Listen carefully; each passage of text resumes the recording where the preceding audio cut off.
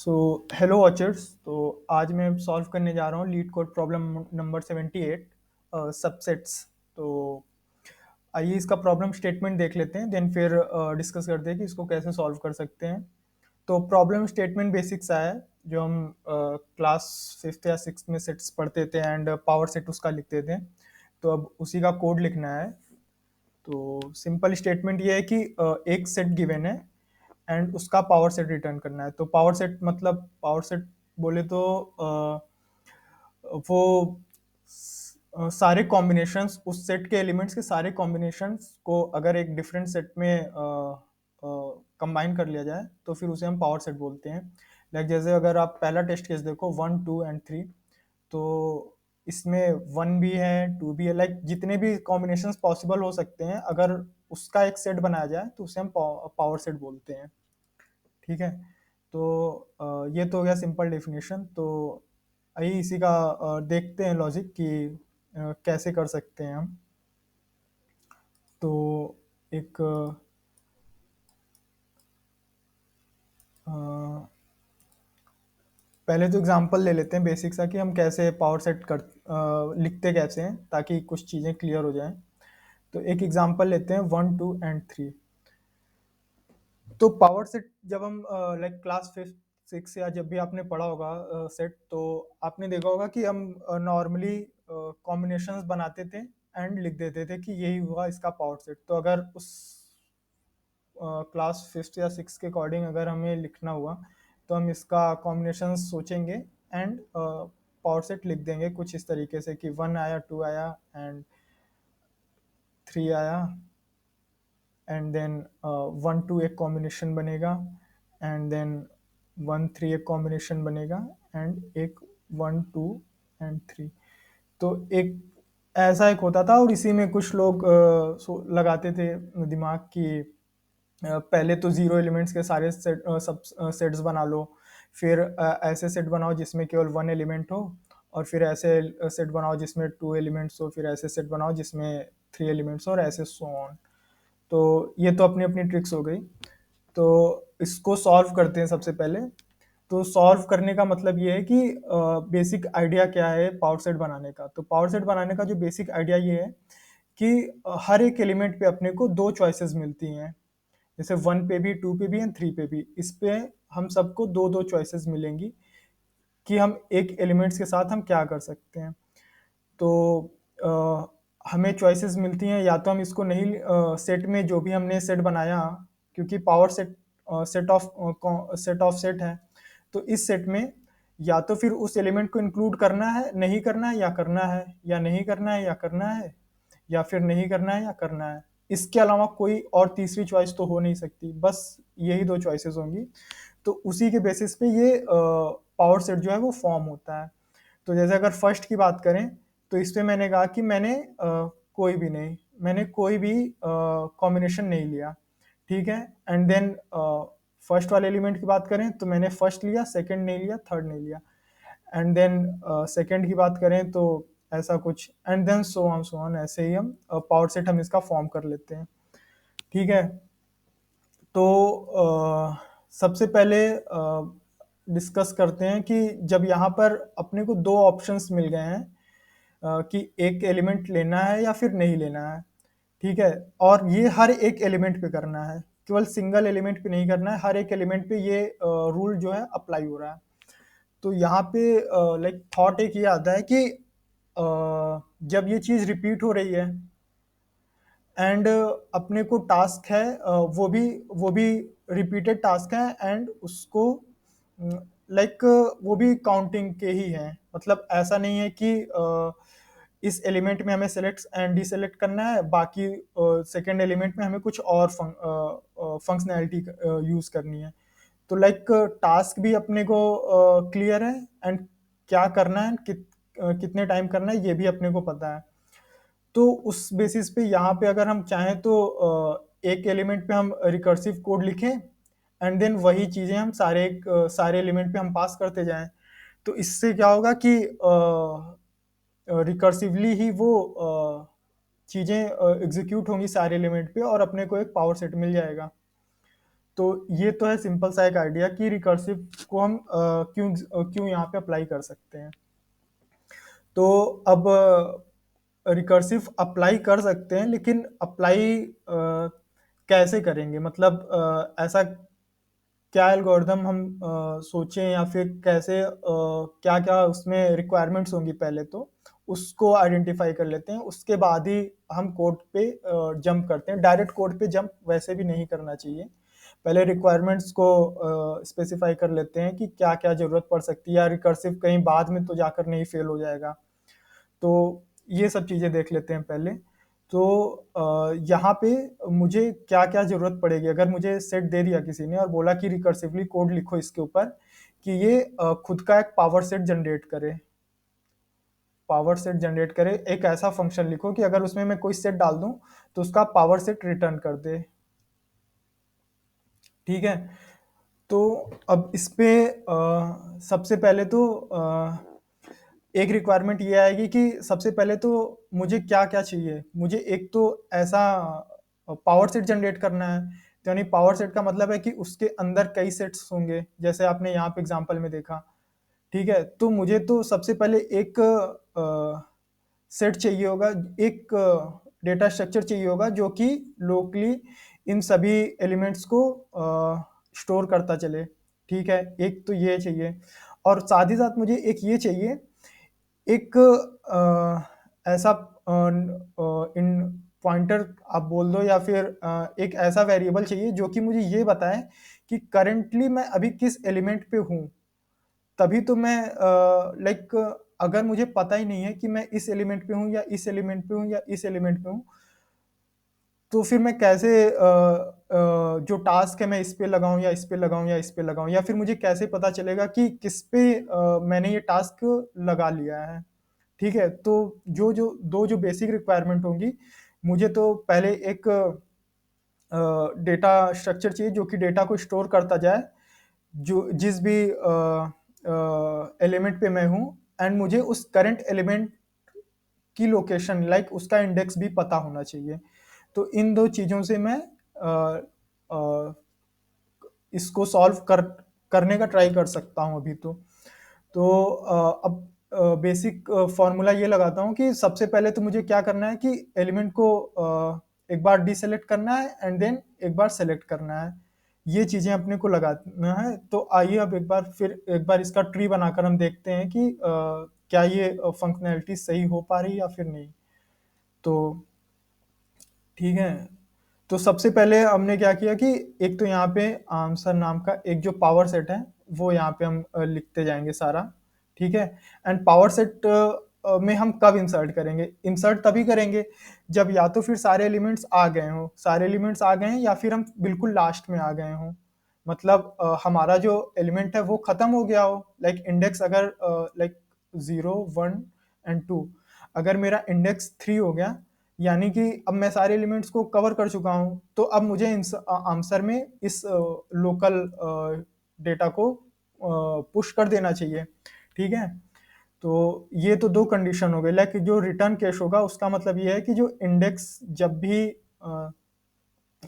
बड़ा या फिर बराबर हो जाएगा इसके साइज के, तो फिर हम इसमें आंसर में पुश कर देंगे, आंसर में पुश कर देंगे किसको, जो अपन ने लोकल एरे जो भी बनाया हुआ है अपना, मान लेते हैं कुछ भी टेम्प के नाम से या किसी भी नाम से हम बनाते हैं, उसको पुश करेंगे एंड देन हम रिटर्न कर जाएंगे बाकी दूसरी कॉल के लिए।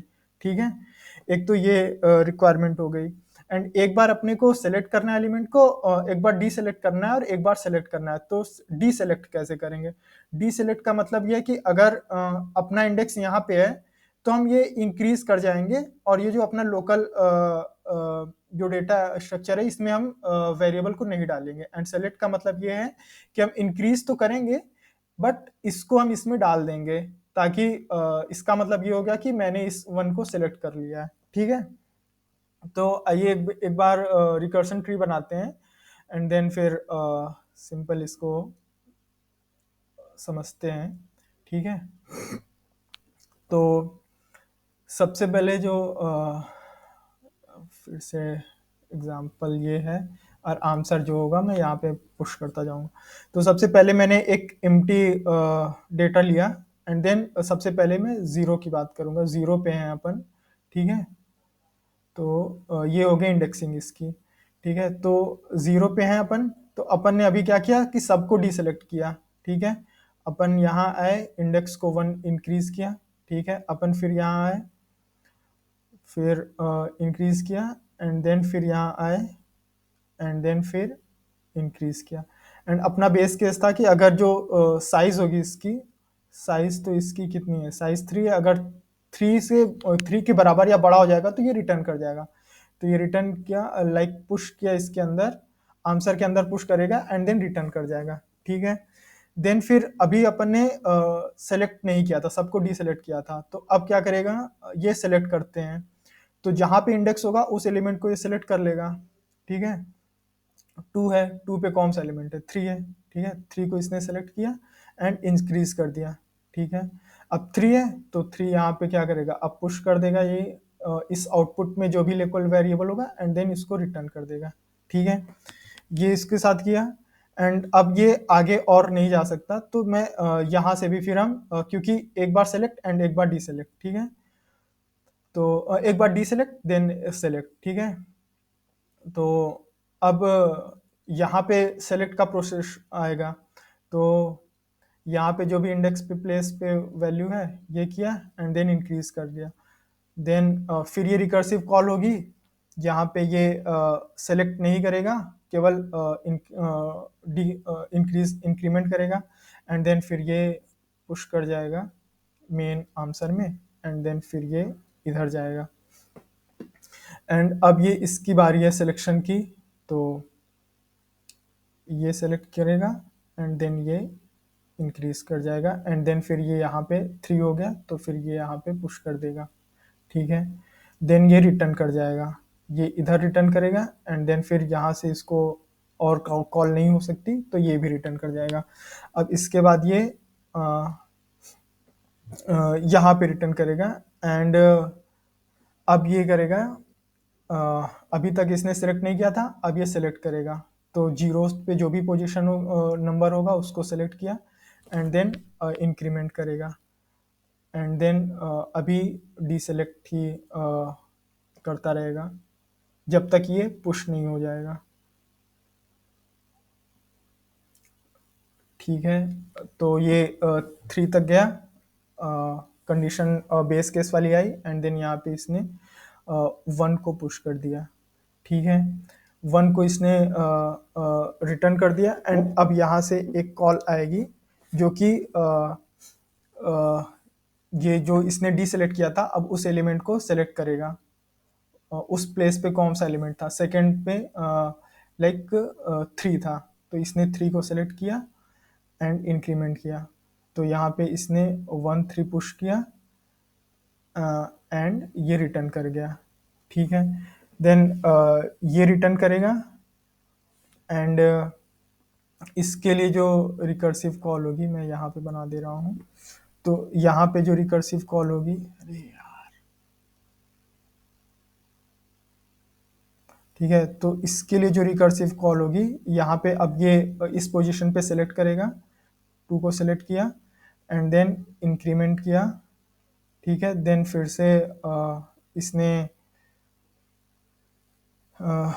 3 को सेलेक्ट नहीं किया, इंक्रीमेंट कर दिया, एंड यहाँ पे ये पुश किया 1 2 को, एंड देन ये रिटर्न कर गया, एंड देन यहाँ पे अब ये क्या करेगा, 3 को इसने सेलेक्ट नहीं किया था, एक बार सेलेक्ट नहीं किया था, अब दूसरी बार ये सेलेक्ट करेगा, तो 1 2 एंड 3 को इसने सेलेक्ट किया, एंड देन इंक्रीमेंट किया, एंड देन 3 हुआ, तो यहाँ पे ये पुश कर देगा, ठीक है। तो यहाँ से ये रिटर्न बैक ये कर गया, फिर ये रिटर्न यहाँ कर गया, यहाँ रिटर्न कर गया, नो फर्दर कॉल्स, एंड ये हमारा आंसर हो जाएगा, ठीक है। सो ये तो हुआ इसका बेसिक सा एग्जांपल। सो अभी इसका कोड लिख कर देखते हैं, ठीक है। तो कोड के लिए सबसे पहले तो हम एक आंसर एरे बना लेते हैं,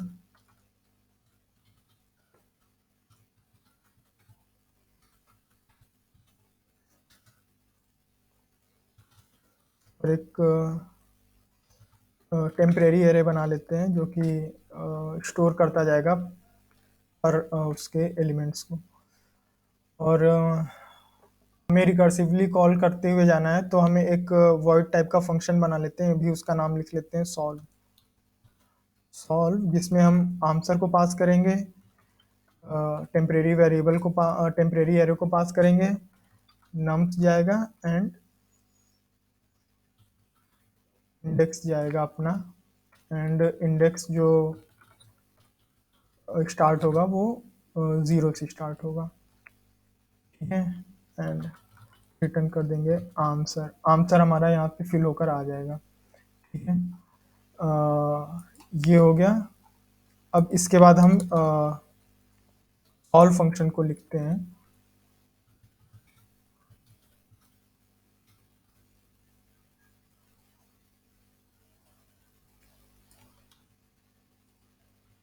इसको एज ए रेफरेंस पास करेंगे ताकि ये हर बार चेंज ना हो, इसकी कॉपी ना क्रिएट हो इसलिए।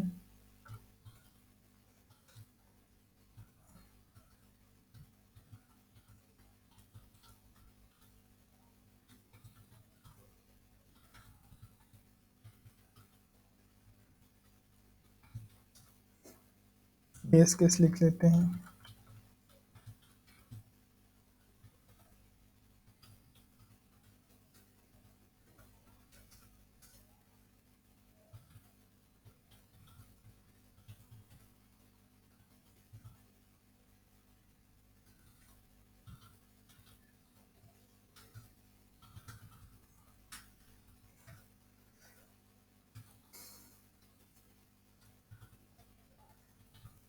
ये रिकर्सिवली कॉल करेगा पहले तो जब हम एलिमेंट्स को सिलेक्ट नहीं कर रहे हैं तब।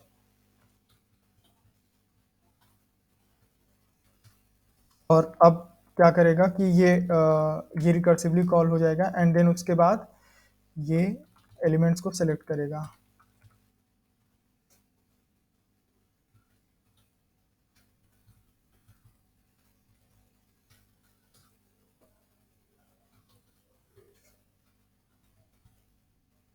हमने यहाँ पे एलिमेंट्स को पुश किया है एंड देन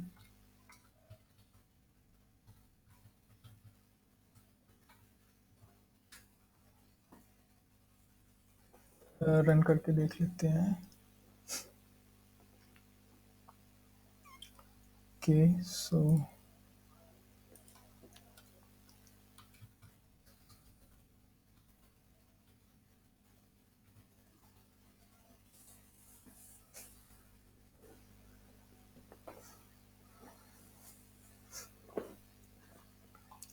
सबमिट करते हैं।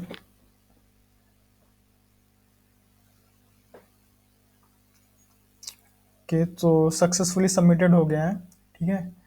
सो अब एक ये तो हो गया इसका रिकर्सिव सॉल्यूशन। अब एक छोटा डिस्कशन करते हैं कि जिसमें इसको थोड़ा रिकर्सिवली जिसको अभी जिसने रिकर्सिवली नहीं पढ़ा हुआ है तो उसके लिए हम जैसे बताया ना ये क्लास 6 की प्रॉब्लम है मैथ्स की, तो उसके लिए बस कोड लिखना है अपने को। तो क्यों ना उसी कॉन्सेप्ट को यूज़ किया जाए। तो उसी कॉन्सेप्ट को यूज़ करने का मतलब ये है कि अब हम इसका इटरेटिवली कैसे हम इसको कोड लिख सकते हैं। तो सिंपल लॉजिक अपने को पता है कि एक को सेलेक्ट करना है, एक को नहीं सेलेक्ट करना है, मतलब एक बार सेलेक्ट करना है, एक बार सेलेक्ट नहीं करना है। ऐसे ही हम कॉम्बिनेशन हम बना के हम पावर सेट लिख देते हैं, ठीक है। तो एक बार ऐसे देखते हैं कि ये कैसे ये क्रिएट हुआ, ठीक है। अ, इसको हम ऐसे भी तो लिख सकते हैं ना कि लेट सपोज सबसे बेसिक मान लेते हैं अभी केवल वन एलिमेंट है अगर इसमें, तो इसका जो पावर सेट होगा ये वन एंड ये वन होगा, ठीक है। अब मान लेते हैं वन एंड टू है, इसका जो पावर सेट होगा ये कैसे आया इसको एग्जीक्यूट करते हैं, ठीक है। वन को अभी बाहर रखते हैं एंड अभी टू को लेकर चलते हैं, ठीक है। टू आया, टू का हमें पता है कि टू का पावर सेट क्या होगा, ये वन एंड ये टू, वन एलिमेंट वाला हमें पता है, ठीक है। अब ये जो 1 हमने बाहर रखा था, उसके साथ हमने जो ये सॉल्व कर लिया अ, उसको इंसर्ट करते हैं एंड इस वाले को भी इंसर्ट कर लेते हैं। लेट सपोज इसको हम कहीं स्टोर कर लेते हैं, ठीक है। ये हमारा ये स्टोर किया, ठीक है। एंड अब ये जो है अ, इसमें ये जो हमने बाहर एलिमेंट एक रखा था, इस सेट के सारे सेट में हम इस एलिमेंट को इंसर्ट कर देते हैं, तो ये कुछ ऐसा बन जाएगा, ठीक है। एंड अब इस वाले सेट में हम इसको इसका यूनियन ले लेते हैं, इन दोनों का यूनियन ले लेते हैं, तो ये कुछ ऐसा बन जाएगा। तो सिंपल इसका लॉजिक समझ में आया। तो सिंपल इसका फंडा ये है कि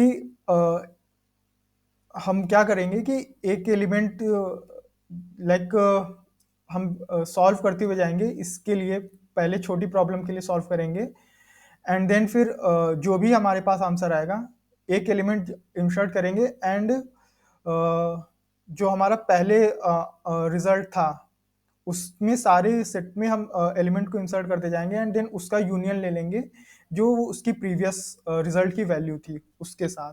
तो लेट सपोज ऐसा हम करेंगे कि फॉर लूप हम चलाएंगे एक सारे एलिमेंट्स के लिए इन लेट सपोज एन है ये, ठीक है।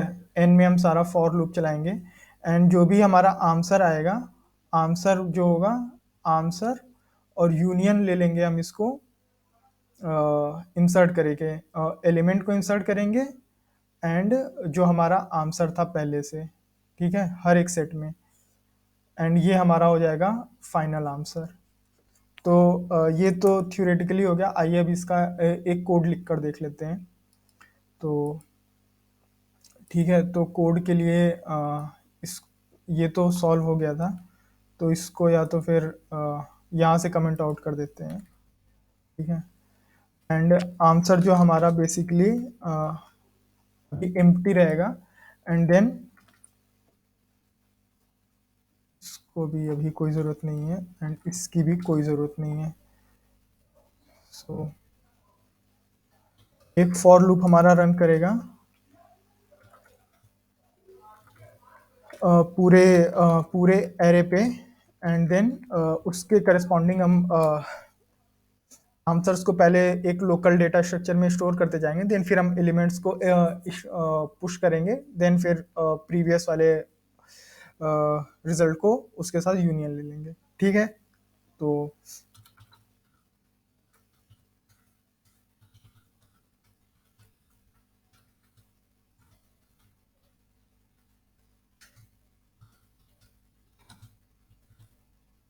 ठीक है, किसके साथ लिया और हम फिर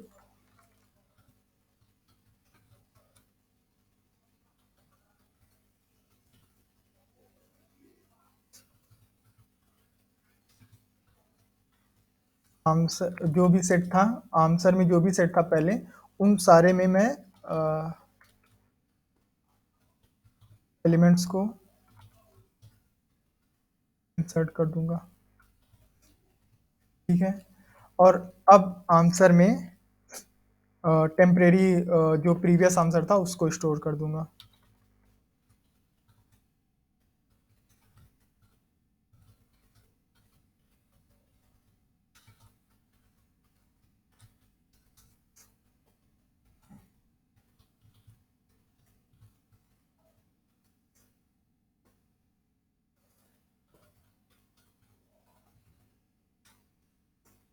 ठीक है। तो ये था, ये सिंपल सा फंडा, इसको एक बार रन करके देखते हैं। तो फिलहाल टेस्ट केस तो सही आ रहा है, तो सबमिट भी कर देते हैं।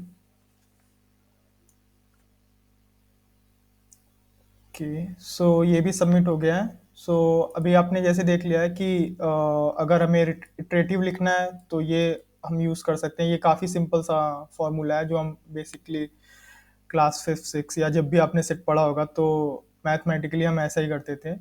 बाकी अब थोड़ा एडवांस हो गए हैं तो हम रिकर्सिवली करने लगे हैं।